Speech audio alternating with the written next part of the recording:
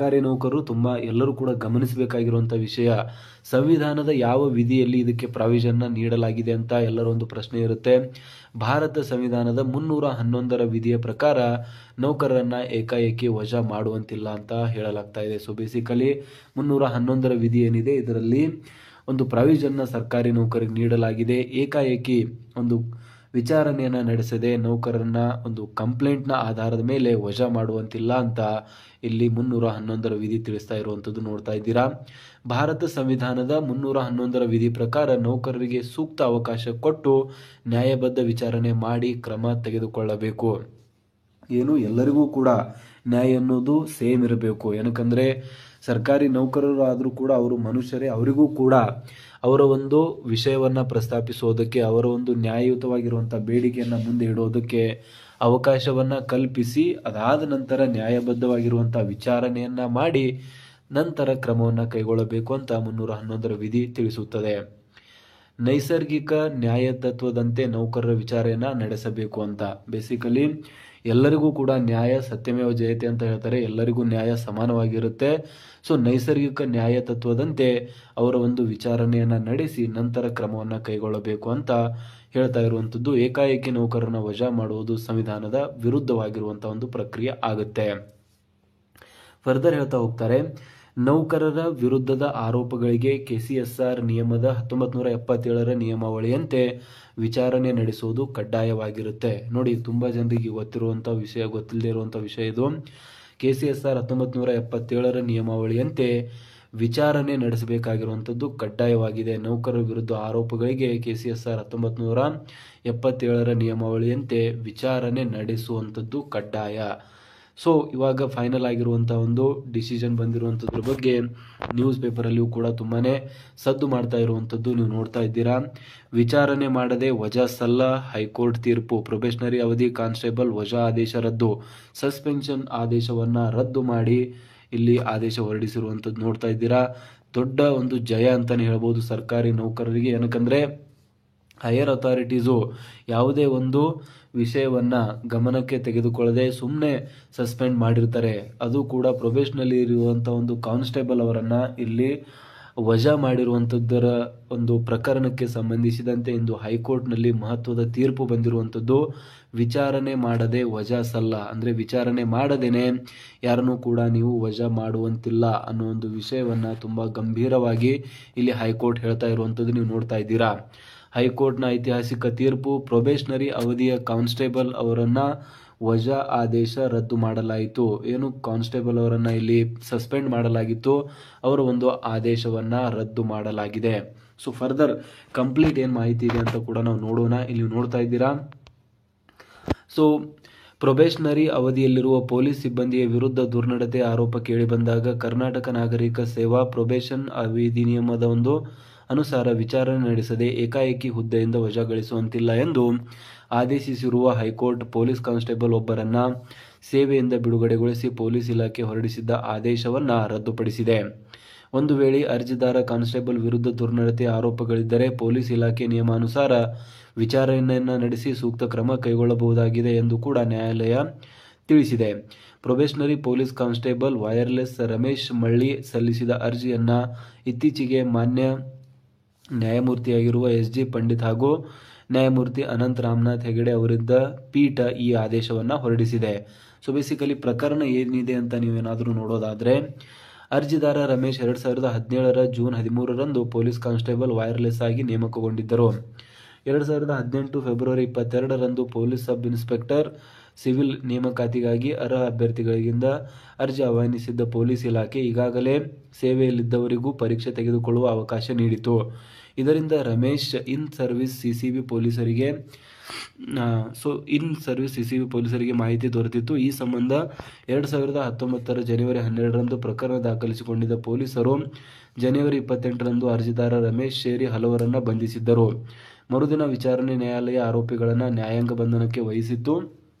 ಇದರ ನಡುವೆಯೇ ಫೆಬ್ರವರಿ 2ರಂದು ಆರೋಪಿಗೆ ಜಾಮೀನು ದೊರೆತಿತ್ತು. ಅದಾದ ನಂತರ ಮತ್ತೆ ಕೆಲಸಕ್ಕೆ ತೆಗೆದುಕೊಂಡಿರಲಿಲ್ಲ. ಬೆಂಗಳೂರು ಜಿಲ್ಲಾ ಕಂಟ್ರೋಲ್ ರೂಮ್ನ ಇನ್ಸ್ಪೆಕ್ಟರ್ ನೀಡಿದ್ದ ವರದಿ ಆಧರಿಸಿ ಅರ್ಜಿದಾರನನ್ನ ಕರ್ನಾಟಕ ನಾಗರಿಕ ಸೇವಾ ಅಧಿನಿಯಮ ನಿಯಮ 6ರ ಅನುಸಾರ ಸೇವೆಯಿಂದ ಬಿಡುಗಡೆಗೊಳಿಸಲಾಗಿತ್ತು.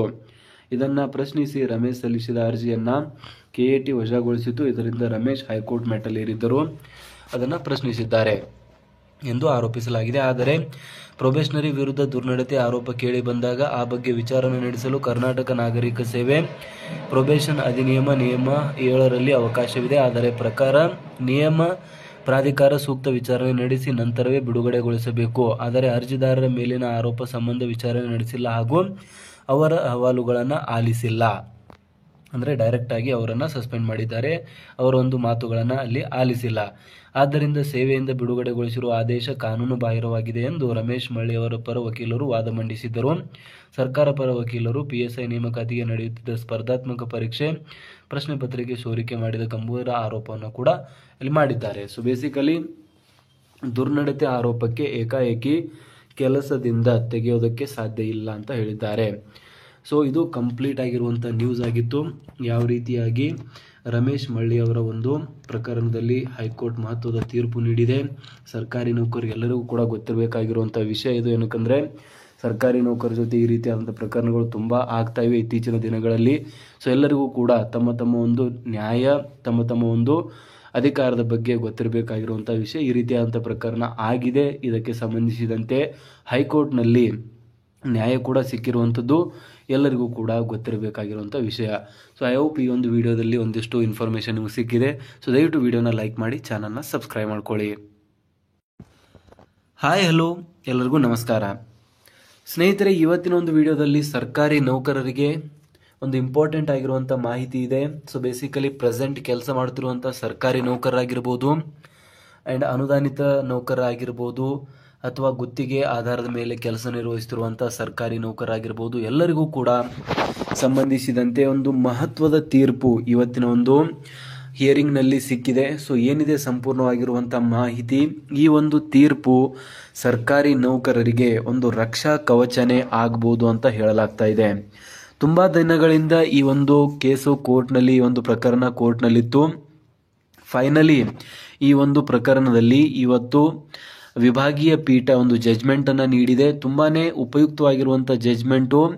ಅನ್ಯಾಯದ ವಿರುದ್ಧ ಯಾವ ರೀತಿಯಾಗಿ ಕೊನೆಗೂ ಕೂಡ ಹೋರಾಡದ ಮೇಲೆ ನ್ಯಾಯ ಸಿಗುತ್ತೆ. ಯಾವುದೇ ಕಾರಣಕ್ಕೂ ಕೂಡ ನ್ಯಾಯ ಅನ್ನೋದು ಬಿಟ್ಟದ್ದಲ್ಲ. ಸೊ ಸತ್ಯ ಅನ್ನೋದು ಎಷ್ಟೇ ಅಂಧಕಾರ ಇದ್ರೂ ಕೂಡ ಅದರಿಂದ ಹೊರಗಡೆ ಬರುತ್ತೆ ಅನ್ನೋದನ್ನು ಈ ಒಂದು ನ್ಯಾಯ ಒಂದು ಪ್ರಕರಣ ತೋರಿಸ್ತಾ ಇರುವಂಥದ್ದು. ಸೊ ತುಂಬಾ ಇಂಪಾರ್ಟೆಂಟ್ ಆಗಿರುತ್ತೆ, ಸ್ಪೆಷಲಿ ಸರ್ಕಾರಿ ನೌಕರರಿಗಂತಲೇ ಇರುವಂಥದ್ದು. ದಯವಿಟ್ಟು ಈ ಒಂದು ವಿಡಿಯೋನ ಯಾರೂ ಕೂಡ ಸ್ಕಿಪ್ ಮಾಡದೆ ಕೊನೆವರೆಗೆ ನೋಡಿ. ಏನಕ್ಕಂದರೆ ತುಂಬ ಇಂಪಾರ್ಟೆಂಟ್ ಆಗಿರುವಂಥ ಮಾಹಿತಿ ಇದೆ. ಇಂದಲ್ಲ ನಾಳೆ ಎಲ್ಲರಿಗೂ ಕೂಡ ಇದು ಉಪಯೋಗವಾಗುವಂಥದ್ದು.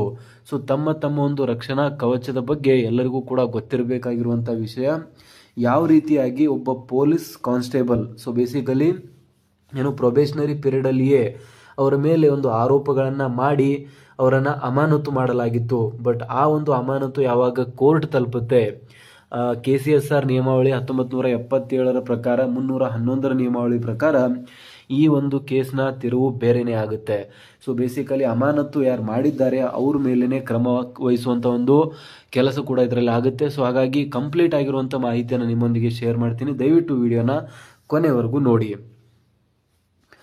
ಸೊ ಸ್ನೇಹಿತರೆ, ನಮಗೆಲ್ಲರಿಗೂ ಗೊತ್ತಿರೋ ಹಾಗೆ ಸರ್ಕಾರಿ ನೌಕರರು ತುಂಬಾ ಒತ್ತಡದಲ್ಲಿ ಕೆಲಸ ಮಾಡುವಂಥದ್ದು, ತುಂಬಾ ಪ್ರೆಷರ್ಸ್ಗಳಿರುತ್ತೆ. ಒಂದು ಕಡೆ ಸರ್ಕಾರ ರಚಿಸಿರುವಂಥ ನಿಯಮಾವಳಿಗಳನ್ನು ಪಾಲನೆ ಮಾಡಬೇಕಾಗುತ್ತೆ, ಇನ್ನೊಂದು ಕಡೆ ಜನರಿಗೆ ಏನು ಕುಂದುಕೊರತೆಗಳಾಗ್ತಾ ಇರುತ್ತೆ ಅವುಗಳಿಗೆ ಸ್ಪಂದನೆಯನ್ನು ನೀಡಬೇಕಾಗುತ್ತೆ. ಸೊ ಬೇಸಿಕಲಿ ಇನ್ನೊಂದು ಕಡೆ ರಾಜಕಾರಣಿಗಳ ಪ್ರೆಷರ್ ಇರುತ್ತೆ, ಇನ್ನೊಂದು ಕಡೆ ಹೈಯರ್ ಅಥಾರಿಟೀಸ್ಗಳ ಪ್ರೆಷರ್ ಇರುತ್ತೆ. ಸೊ ಎಲ್ಲ ಒಂದು ಸಂದರ್ಭಗಳಲ್ಲಿ ಕೆಲವೊಂದಿಷ್ಟು ಬಾರಿ ಸರ್ಕಾರಿ ನೌಕರರು ಬೇಡವಾದ ಮನಸ್ಸಿದ್ದರೂ ಕೂಡ ಒಂದಿಷ್ಟು ತಪ್ಪುಗಳನ್ನು ಮಾಡಬೇಕಾಗುತ್ತೆ. ಸೊ ಅಂಥ ಒಂದು ಉದ್ವಿಗ್ನ ಪರಿಸ್ಥಿತಿಯಲ್ಲಿ ಸರ್ಕಾರಿ ನೌಕರರು ಇವತ್ತಿನ ದಿನ ಕೆಲಸ ಮಾಡುತ್ತಿರುವಂಥದ್ದು ನೀವು ನೋಡ್ತಾ ಇದ್ದೀರಾ. ಸೊ ಹೀಗಾಗಿ ಸರ್ಕಾರಿ ನೌಕರರಿಗೆ ರಕ್ಷಣೆ ಅನ್ನೋದೇ ಇಲ್ಲಿವರೆಗೂ ಕೊಟ್ಟಿರಲಿಲ್ಲ. ಸೊ ಹಾಗಾಗಿ ಸರ್ಕಾರಿ ನೌಕರರು ತುಂಬ ದಿನಗಳಿಂದ ಕೇಳ್ತಾ ಇದ್ರು, ನಮಗೂ ಕೂಡ ರಕ್ಷಣೆ ಅನ್ನೋದು ಬೇಕು, ನಮಗೂ ಕೂಡ ಒಂದಿಷ್ಟು ನಿಯಮಾವಳಿಗಳು ಬೇಕು ಅಂತ.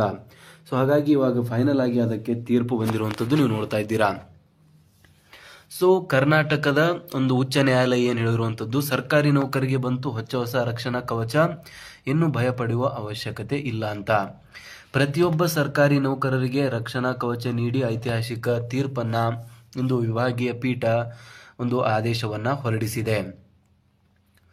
ಪ್ರತಿಯೊಬ್ಬ ಸರ್ಕಾರಿ ನೌಕರರಿಗೆ ರಕ್ಷಣಾ ಕವಚ ನೀಡಿರುವಂತಹ ಒಂದು ಐತಿಹಾಸಿಕ ತೀರ್ಪಿನ ಬಗ್ಗೆ ನೆಕ್ಸ್ಟ್ ಮಾತಾಡ್ತಾ ಹೋಗೋಣ. ಸೊ ಬೇಸಿಕಲಿ ವಿಷಯ ಸಂಬಂಧಪಟ್ಟಿರುವಂಥದ್ದು ಸರ್ಕಾರಿ ನೌಕರರ ವಿಚಾರಣೆ ಮಾಡದೆ ಏಕಪಕ್ಷೀಯವಾಗಿ ಅವರನ್ನು ಕೆಲಸದಿಂದ ಅಮಾನತು ಮಾಡಬಾರದು ಎಂದು ಹೈಕೋರ್ಟ್ ಮಹತ್ವದ ತೀರ್ಪನ್ನು ಹೊರಡಿಸಿದೆ. ಸೊ ಬೇಸಿಕಲಿ ಒಂದಿಷ್ಟು ಸಂದರ್ಭಗಳಿರುತ್ತೆ, ಯಾರೋ ಒಂದು ಕಂಪ್ಲೇಂಟನ್ನು ನೀಡಿರ್ತಾರೆ. ಸೊ ಆ ಒಂದು ಕಂಪ್ಲೇಂಟನ್ನು ಅದು ನಿಜವಾಗಿದೆಯಾ ಅಥವಾ ಸುಳ್ಳಾಗಿದೆಯಾ ಅನ್ನೋದನ್ನು ಯಾವುದೇ ಕಾರಣಕ್ಕೂ ಕೂಡ ವಿಚಾರಣೆಯನ್ನು ಮಾಡದೆ ಹೈಯರ್ ಆಫೀಸರ್ಸು ನಮ್ಮ ಒಂದು ಸರ್ಕಾರಿ ನೌಕರರನ್ನು ಸಸ್ಪೆಂಡ್ ಮಾಡುವಂಥ ಒಂದು ಪ್ರಕ್ರಿಯೆ ತುಂಬಾ ಜಾಸ್ತಿ ನಡೀತಾ ಇದೆ. ಸೊ ಈ ಒಂದು ಪ್ರಕ್ರಿಯೆಗೆ ಸಂಬಂಧಿಸಿದಂತೆ ಹೈಕೋರ್ಟ್ನಲ್ಲಿ ಮಹತ್ವದ ತೀರ್ಪು ಬಂದಿದೆ. ಸರ್ಕಾರಿ ನೌಕರರ ಒಂದು ವಿಚಾರಣೆಯನ್ನ ಮಾಡದೆ ಏಕಪಕ್ಷೀಯವಾಗಿ ಅವರನ್ನ ಕೆಲಸದಿಂದ ಅಮಾನತು ಮಾಡಬಾರದು. ಯಾರೋ ಒಬ್ರು ಏನೋ ಒಂದು ಕಂಪ್ಲೇಂಟ್ ನೀಡಿದ್ದಾರೆ ಅಂದ್ರೆ ಅದು ನಿಜನಾ ಅಥವಾ ಸುಳ್ಳ ಅಥವಾ ಏನೋ ಒಂದು ಬೇರೆ ಕಾರಣಗಳಿಂದ ಬೇರೆ ಇಂಟೆನ್ಷನ್ದಿಂದ ಆ ಒಂದು ಏನೋ ಆರೋಪವನ್ನು ಕೂಡ ನೀಡಿರ್ಬೋದು. ಅಂತಹ ಪರಿಸ್ಥಿತಿಯಲ್ಲಿ ಸರ್ಕಾರಿ ನೌಕರರನ್ನ ಡೈರೆಕ್ಟ್ ಆಗಿ ಅಮಾನತು ಮಾಡಿದರೆ ಇದರಲ್ಲಿ ಸರ್ಕಾರಿ ನೌಕರರಿಗೆ ಅನ್ಯಾಯವಾಗುತ್ತೆ. ಈ ರೀತಿಯಾದಂತಹ ಕ್ರಮವನ್ನ ಇಲ್ಲಿಗೆ ನಿಲ್ಲಿಸಬೇಕು ಅಂತ ಹೈಕೋರ್ಟ್ ಇವತ್ತಿನ ಒಂದು ತೀರ್ಪಿನಲ್ಲಿ